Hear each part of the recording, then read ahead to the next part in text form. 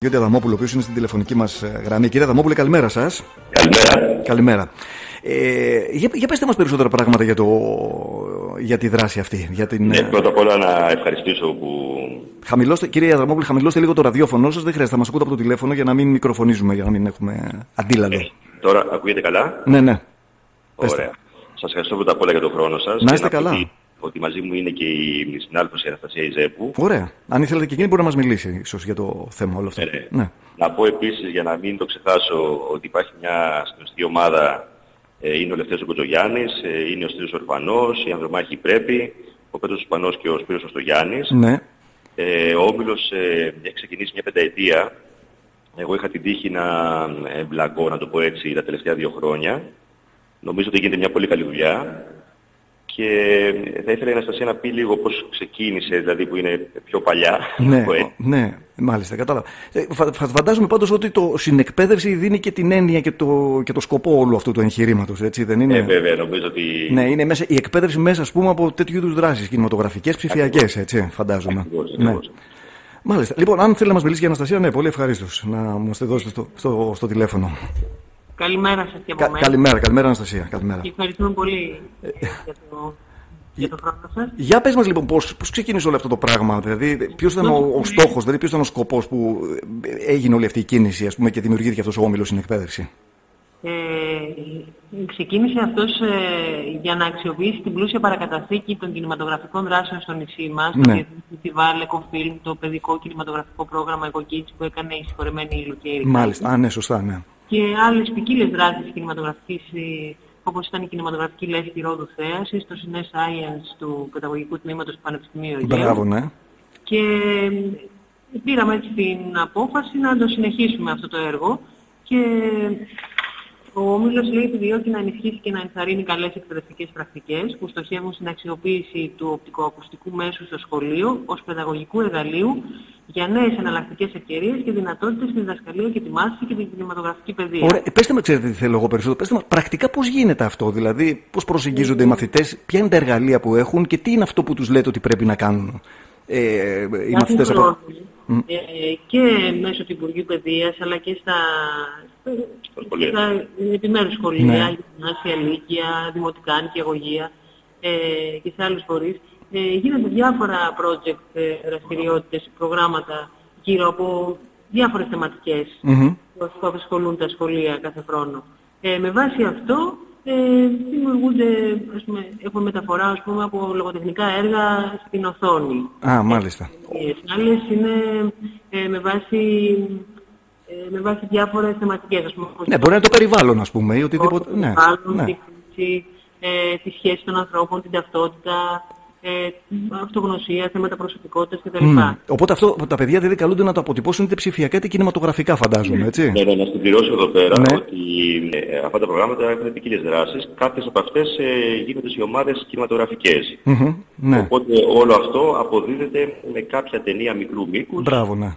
Με διάφορες θεματικές. Τώρα, εμείς αυτό που κάνουμε στην ουσία είναι να ερχόμαστε σε επικοινωνία με τους υπεύθυνους των ομάδων αυτών, οι οποίοι γνωρίζουν πλέον ότι στο τέλος της χρονιάς, δηλαδή κάπου μέσα Ιουνίου, γίνεται ένα φεστιβάλ όπως αυτό που ξεκινάει σήμερα, και από νωρίς γίνεται βέβαια ο σχεδιασμός της διοργάνωσης και μας στέλνουν ποιοι θα έχουν ταινίες, πόσες ταινίες, ακριβώς τι γίνεται για να ξέρουμε και εμείς να κανονίσουμε. Μπράβο, ναι, σωστά, να βρούμε το μέρος, να δούμε όλα αυτά τα διαδικαστικά.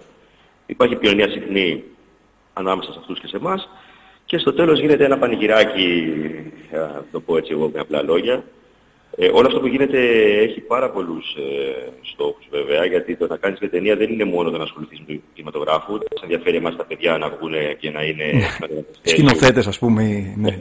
Που βέβαια καμιά φορά μπορεί, ναι, φυσικά, εννοείται. Αλλά δεν είναι αυτός ο βασικός στόχος.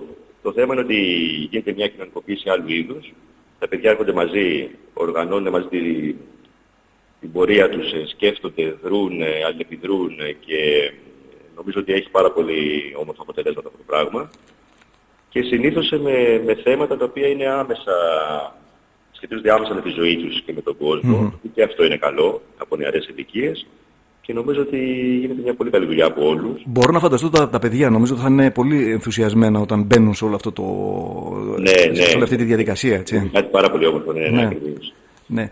Και από ό,τι βλέπω μπαίνουν αρκετές ομάδες, γιατί αν σκεφτούμε ότι θα προβληθούν 22 κινηματογραφικές τέτοιες και ψηφιακές δημιουργίες, σημαίνει ότι υπήρξαν πολλές ομάδες στα σχολιά μας που ασχολήθηκαν με όλη αυτή την ιστορία. Ναι.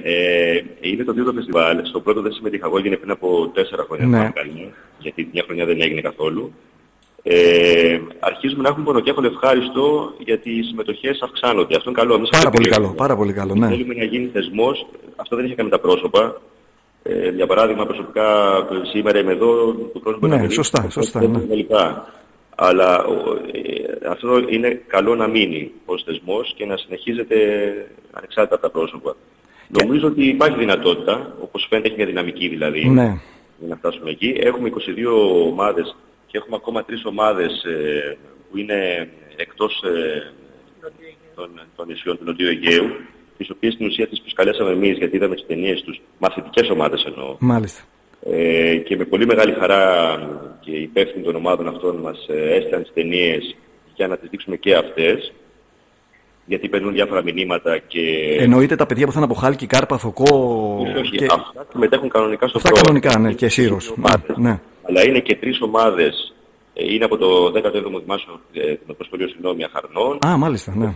Το Γυμνάσιο Κομοτηνής και το Γυμνάσιο Ραχών Φθιώτιδας, που έχουν τις εξαιρετικές ταινίες βραβευμένες και τους καλέσαμε να μας δώσουν το δικαίωμα να τις δείξουμε στο φεστιβάλ. Πολύ ωραία. Και με μεγάλη χαρά μας τις έστειλαν και αυτό στην ουσία, δηλαδή μια επικοινωνία. Ένας άλλος στόχος είναι η επικοινωνία που γίνεται μέσω των κινηματογραφικών δημιουργιών αυτών και με εμάς αλλά και με άλλα σχολεία, με άλλους τόπους.